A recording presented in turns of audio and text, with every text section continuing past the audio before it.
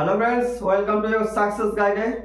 তো তোমাদের আগের দিনে আমরা আলোচনা করেছিলাম যে হরপ্পা সভ্যতা সম্পর্কে, আর আজকে আমরা আলোচনা করতে চলেছি হরপ্পা সভ্যতা পরবর্তী যে সভ্যতাটি রয়েছে, অর্থাৎ বৈদিক সভ্যতা বা আর্য সভ্যতা। এই সভ্যতার সময়কাল অর্থাৎ বৈদিক সভ্যতার সময়কাল তোমরা জানো যে ১৫০০ খ্রিস্টপূর্ব, অর্থাৎ হরপ্পা সভ্যতার শেষের পরই ১৫০০ থেকে ৬০০। কিন্তু এই বৈদিক সভ্যতাকে বা আর্য সভ্যতাকে দুটি ভাগে আবার ভাগ করা যায়। একটা হচ্ছে প্রারম্ভিক বৈদিক কাল,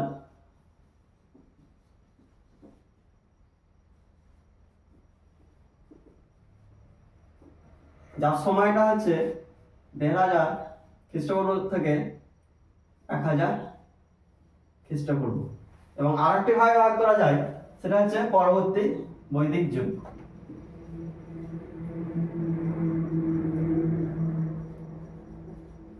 এটার সময় ১০০০ খ্রিস্টপূর্ব থেকে ৬০০ খ্রিস্টপূর্ব। তা আমাদের আজকের আলোচনার মূল বিষয়, অর্থাৎ আজকে আমরা প্রথমে প্রারম্ভিক বৈদিক পাঠটা আজকে ভালোভাবে জেনে নেব, এবং পরবর্তী বৈদিক যুগে যেমন বৌদ্ধ জৈন যেগুলো রয়েছে সেগুলো আমরা আলোচনা করব। তো এই প্রারম্ভিক বৈদিক যুগে সম্পর্কে জেনে তার আগে আমাদের জানতে হবে যে আর্য আর সভ্যতাটা কি, আবার আর্য কোথা থেকে এলো। তা আর্য বলতে অর্থাৎ এই বৈদিক সভ্যতায় যে মানুষজন ছিল তাদের কিন্তু আর্য বলা হতো। আর আর্য কারা, না আর্যটা কোথা থেকে এসেছিল, আর্যরা ভারতের বাসিন্দা না অন্য দেশ থেকে এসেছিল, সেটা জানতে হবে। একদল ঐতিহাসিক মনে করেন যে আর্যরা ইন্দো ইউরোপীয় অর্থাৎ বাইরে থেকে এসে ভারতে বসবাস শুরু করে। আর একদল ঐতিহাসিক মনে করেন যে আর্যরা না ভারতেরই বাসিন্দা ছিল। এই নিয়ে ঐতিহাসিকদের মধ্যে মতভেদ রয়েছে, যেটা ইতিহাসে আর্য সমস্যা নামে পরিচিত। আর এই আর্য একটা ভাষা না জাতি, এটা প্রথম দিকে আর্য এটাকে জাতিগত ধারণা হলেও এখন কিন্তু সেটাকে ভাষাগত ধারণা হিসাবে ধরা হয়, যে আর্য একটি ভাষা। অর্থাৎ এই সময় মানুষজন যে আর্য একটা গোষ্ঠী, ভাষা গোষ্ঠী, আর্য ভাষা গোষ্ঠীর মধ্যে ছিল। তাই আর্যদের আমরা জানবো যে আর্যদের প্রথমে সামাজিক জীবন কি ছিল, তাদের ধর্মীয় জীবন কি ছিল, এই সমস্ত জানবো। তা আমরা প্রথমে আলোচনা করব যে আর্যদের সামাজিক জীবন। তারপরে পরবর্তীতে আমরা জানবো যে বেদ রয়েছে, যেমন ৪টি বেদ, ঋগ্বেদ, যজুর্বেদ, সামবেদ, অথর্ববেদ, সে সম্পর্কে জানবো। সেটা জানার আগে আমাদের জানতে হবে যে আর্যদের সামাজিক জীবন।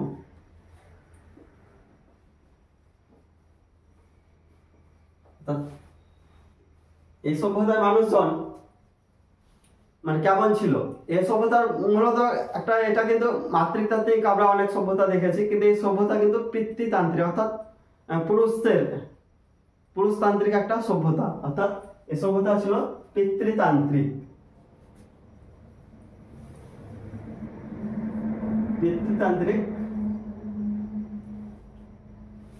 সভ্যতা। এবং এই সভ্যতার পরিবারকে কেন্দ্র করে কিন্তু এই সভ্যতা গড়েছিল। পরিবার কেন্দ্রিক সভ্যতা ছিল। অর্থাৎ পরিবারের যদি বয়স্ক, তাকে গৃহপতি বলা হতো। পরিবারের যে বয়স্ক ছিল তাকে গৃহপতি বলা হতো। এবং পরিবার কিন্তু তাদের পরিবার ছিল একান্নবর্তী পরিবার। অর্থাৎ একান্নবর্তী পরিবারটা কি, মানে হচ্ছে যৌথ পরিবার। মানে আমাদের দেখা যায় যে বাবা কাকা হয়তো আলাদা থাকেন, আলাদা তাদের রান্না বান্না আলাদা হয়, কিন্তু একান্নবর্তী পরিবারের কথা হচ্ছে একন্নে পালিত। অর্থাৎ পরিবারে যৌথভাবে ঠাকুর দাদা কাকা বাবা সবাই একসঙ্গে খাবার দাবার জীবনযাপন, মানে একই যৌথভাবে বসবাস করত। তাদের পরিবার ছিল তাহলে কি একান্নবর্তী পরিবার।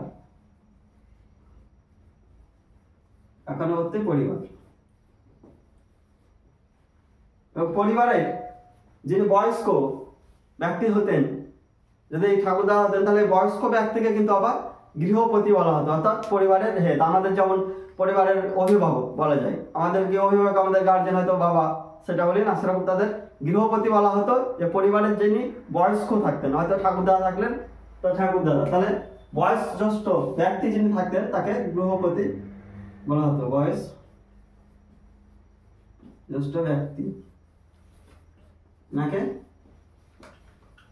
গৃহপতি বলা হতো। এর আগে বলে দেই যে আর্যরা কোথা থেকে এসেছিল, যেমন কিছু ঐতিহাসিকদের মত আছে যে আর্যরা কিন্তু মধ্য এশিয়া থেকে এসেছিল। এ কথাটি বলেছিল, অনেক সময় পরীক্ষা দেয় যে মধ্য এশিয়া আর্যদের আদি বাসস্থান মধ্য এশিয়া, এই কথাটি বলেন ম্যাক মুলার।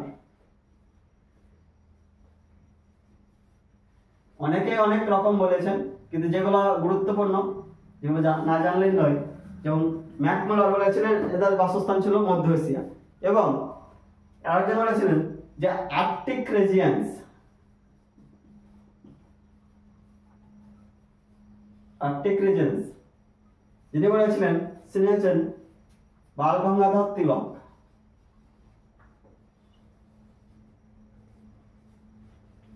এবং আর্যদের ভারতেই বাসস্থান অর্থাৎ ভারতেই বসবাস করতো, এই কথাটি বলেছিলেন স্বামী বিবেকানন্দ।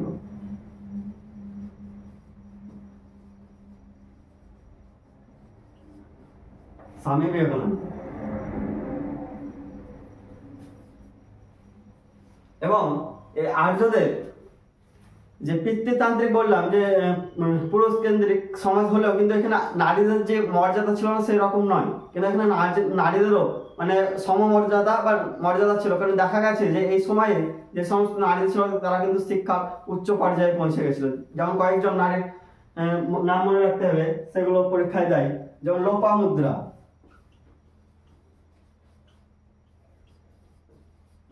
লোপামুদ্রা ঘোষা,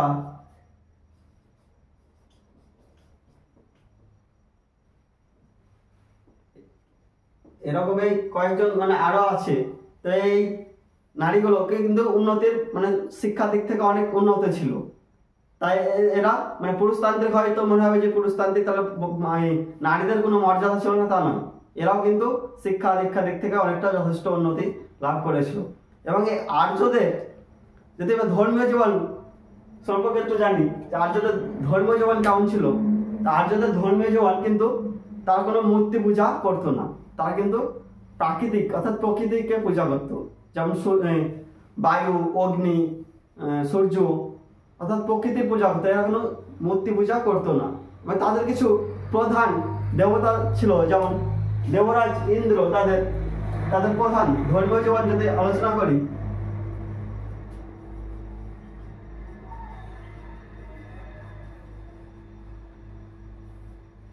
তাদের প্রধান দেবতা যদি বলি তাহলে দেবরাজ ইন্দ্র, তারা প্রকৃতির পূজা করত।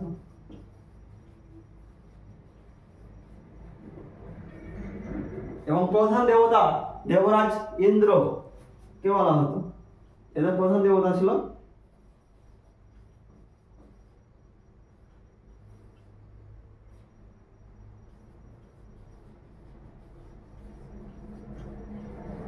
দেবরাজ ইন্দ্র।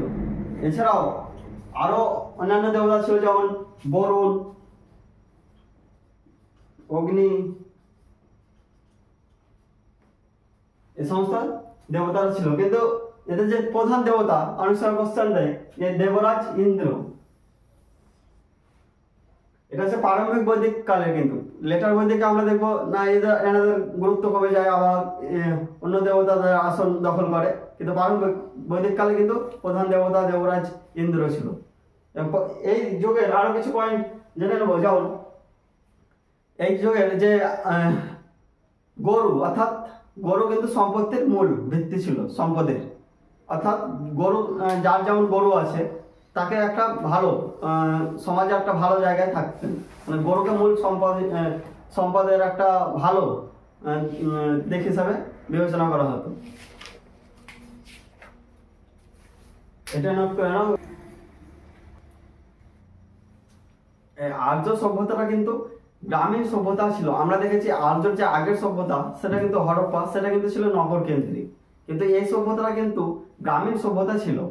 আর এই গ্রামীণ সভ্যতায় ব্যবসা বাণিজ্য চলতো, অর্থাৎ গ্রামীণ সভ্যতা, এটি কিন্তু গ্রামীণ সভ্যতা।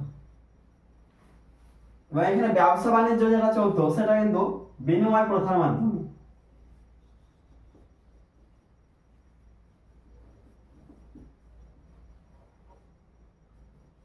বিনিময়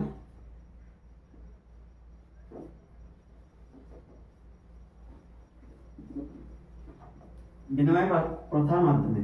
এবং আর্যদের যারা বসবাস ছিল তাদের কিন্তু এখানে ধর্মীয় জীবন অর্থাৎ 4টি শ্রেণীতে বিভক্ত ছিল, অর্থাৎ বর্ণাশ্রম এই প্রথাটা কিন্তু বর্ণ শ্রম এই প্রথাটা কিন্তু চালু ছিল, বর্ণাশ্রম বর্ণ প্রথা।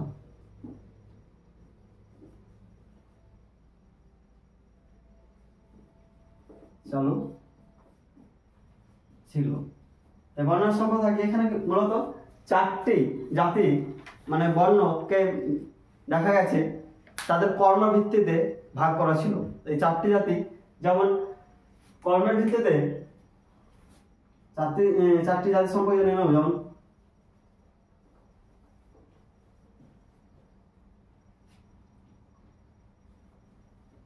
চারটি বর্ণে কর্ম এবং গুণে 4টি বর্ণে বিভক্ত ছিল। যেমন যারা যাগযজ্ঞ করতো, উপাসনা করতো তাদের ব্রাহ্মণ বলা হতো, অর্থাৎ যাগযজ্ঞ উপাসনা তাদের বলা হতো ব্রাহ্মণ।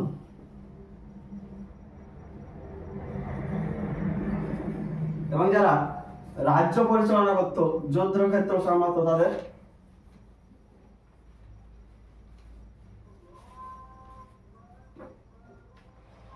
রাজ্য পরিচালনা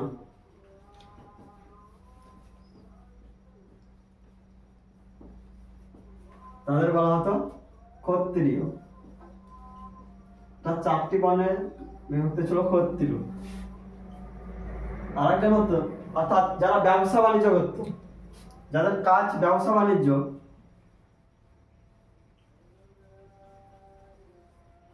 তাদের বৈশ্য। এবং যুদ্ধে যারা পরাজিত অনার্য তাদের কিন্তু তাদের যুদ্ধে পরাজিত সৈনিকদের তাদের সেবায় এই 3 বর্ণের সেবায় তাদের নিযুক্ত করা হতো, তাদের বলা হতো শূদ্র।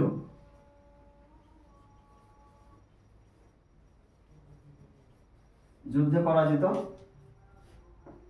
সৈন্য তাদের শূদ্র বলা হতো। এই 4টি বর্ণের কিন্তু বিভক্ত ছিল এই সমাজের মানুষজন। এবং এই সমাজের আরো কিছু গুরুত্বপূর্ণ যেমন জিনিস, যেমন সোনা, তামা এবং লোহা, এরা কিন্তু আমরা যেমন সোনা বলি এরা কিন্তু তখন সোনা বলতো না, সোনাকে বলতো এরা ধাতুর নাম।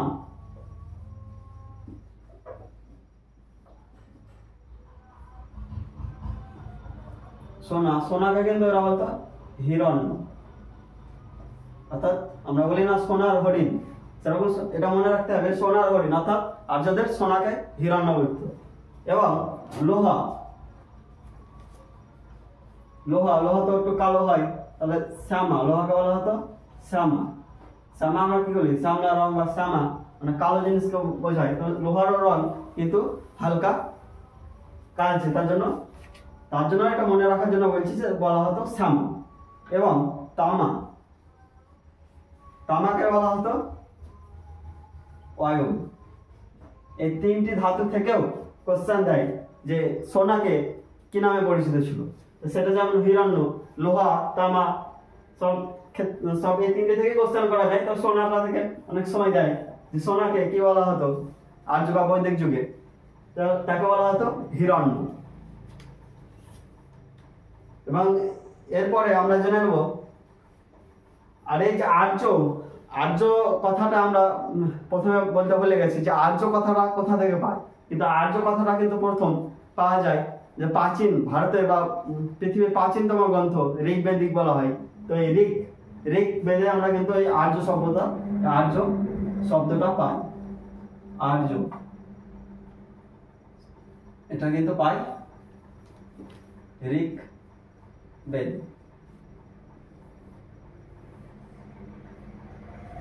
আর্য শব্দটা প্রথম আমরা পাই ঋগ্বেদে।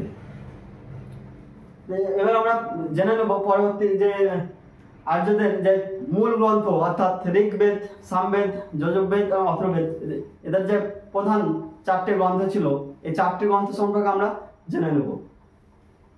এটা নোট করে নাও। এবার আমরা জেনে নেব যে আর্যদের যে প্রধান 4টি গ্রন্থ ছিল, সেই 4টি গ্রন্থ সম্পর্কে, অর্থাৎ ঋগ্বেদ, যজুর্বেদ,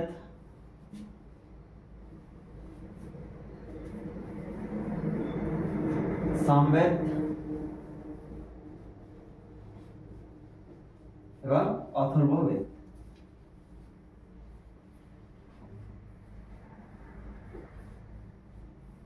আমরা প্রথমেই জেনে নেব যে ঋগ্বেদ সম্পর্কে। প্রত্যেকটা বেদ সম্পর্কে বেদ থেকে কোশ্চেন আসে, তা আমরা আলোচনা করব প্রথমে ঋগ্বেদ।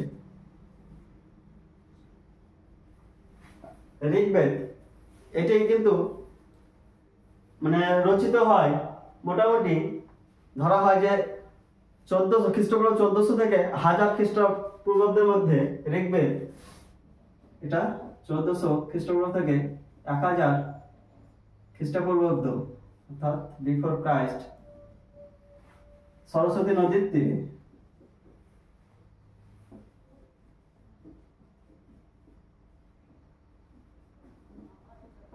এবং এই ঋগ্বেদ এটাকে কিন্তু বলা হয় পৃথিবীর প্রাচীনতম গ্রন্থ, অর্থাৎ ওল্ড, পৃথিবীর প্রাচীনতম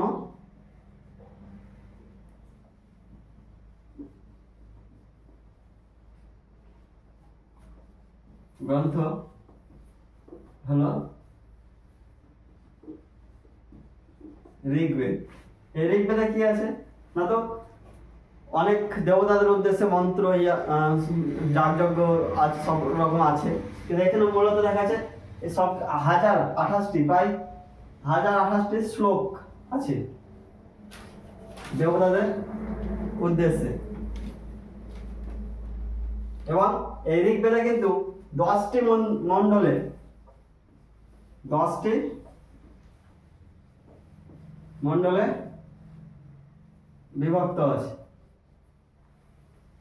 ঋগ্বেদে 10টি মণ্ডল আছে। এবং এই ঋগ্বেদে যে গায়ত্রী মন্ত্র তোমরা শুনেছো, জানো, সেই গায়ত্রী মন্ত্র কিন্তু এই মন্ত্রের উল্লেখ কিন্তু এই ঋগ্বেদে আছে। গায়ত্রী মন্ত্র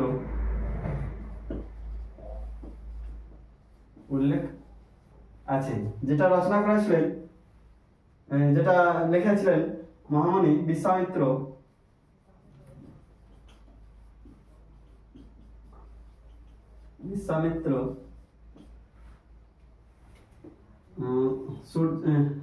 সাবিত্রীর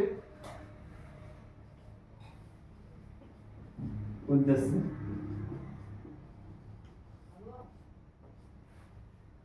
ঋগ্বেদ সম্পর্কে পয়েন্টগুলো মনে রাখতে হবে। এবং পরবর্তী আমরা জেনে নেব যজুর্বেদ সম্পর্কে। তো এটা নোট করে নাও। তো পরবর্তী যে বেদটি রয়েছে সেটি হচ্ছে সামবেদ।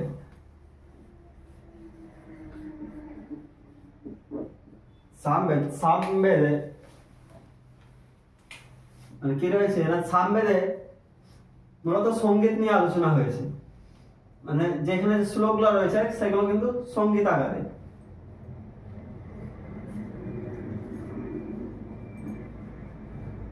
সঙ্গীত আলোচনা। এবং এটিকে কিন্তু ভারতীয় সঙ্গীতের গানের কিন্তু মূল উৎস মনে করা হয়। ভারতীয় সঙ্গীতের মূল উৎস মনে করা হয় এই সামবেদ। এই দুটো পয়েন্ট মনে রাখলেই হবে। এবং এখানে প্রায় 1600 কাছাকাছি শ্লোক রয়েছে। এবং পরবর্তী যে বেদটি জেনে নেব সেটা হচ্ছে যজুর্বেদ। যজুর্বেদ এখানে এখানে কিন্তু বিভিন্ন যজ্ঞের মন্ত্র, বিভিন্ন উপাসনার মন্ত্র, এই সমস্ত নিয়ে কিন্তু এখানে আলোচনা করা হয়েছে। অর্থাৎ যাগ যজ্ঞের মন্ত্রাদি, উপাসনা নিয়ে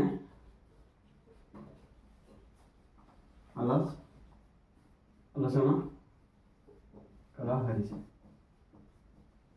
এবং পরবর্তী যে বেদটি রয়েছে সেটা হচ্ছে অথর্ববেদ। অথর্ববেদ,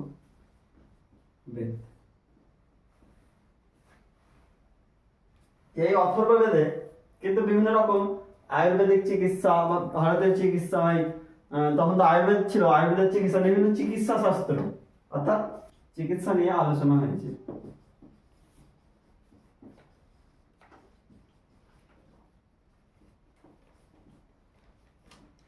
মূলত এখানে অথর্ববেদে বিভিন্ন রকম চিকিৎসা, আয়ুর্বেদ এই সমস্ত বিভিন্ন জিনিস নিয়ে আলোচনা করা হয়েছে। এবং বৈদিক যুগের আরেকটা পয়েন্ট তোমার রাখতে হবে যে বৈদিক যুগের দুটি মুদ্রার প্রচলন ছিল। সে মুদ্রা দুটির নাম হচ্ছে নিস্ক ও মোহনা। বৈদিক, এটাও কোশ্চেন দেয়, বৈদিক যুগের মুদ্রা হলো নিক্স ও মোহনা। এই ছিল চারটি বেদ, অর্থাৎ ঋগ্বেদ, সামবেদ, যজুর্বেদ আর অথর্ববেদ। কিন্তু আমরা বলি ঋগ্বেদ, সামবেদ, যজুর্বেদ এগুলো প্রথম ছিল ঋগ্বেদ, এবং পরবর্তী যে বেদটি সৃষ্টি হয় সেটা হচ্ছে যজুর্বেদ এবং সামবেদ, তারপরে অথর্ববেদ। অর্থাৎ ঋগ্বেদ, তারপরে সামবেদ, যজুর্বেদ এবং অথর্ববেদ। এবং বেদ এর পাশাপাশি বিভিন্ন যেমন উপনিষদ, আমরা পরবর্তী ভিডিওতে উপনিষদ সম্পর্কে জানবো, এবং পরবর্তী বৈদিক যুগ যে সমস্ত রয়েছে বিভিন্ন সাহিত্য যেমন রামায়ণ, মহাভারত, সে সম্পর্কে আমরা জানবো। এবং যেমন বিভিন্ন বৌদ্ধ এবং জৈন যে ধর্মগুলো রয়েছে, মূলত এগুলো কিন্তু পরবর্তী বৈদিক যুগে হয়েছিল সৃষ্টি। তো সেগুলো সম্পর্কে আমরা পরবর্তী ভিডিওতে জানবো। আর এই ভিডিওটা তোমাদের যদি ভালো লাগে তো অবশ্যই চ্যানেলটি সাবস্ক্রাইব করবে এবং ভিডিওটি লাইক করবে। ধন্যবাদ, আজকে এই পর্যন্ত।